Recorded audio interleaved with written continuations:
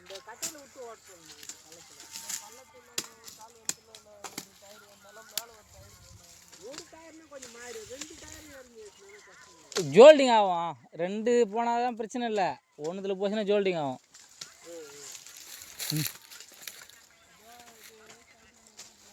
நாளைக்கு காலில் விட்டு வெட்டினா லோடு காட்டுமா?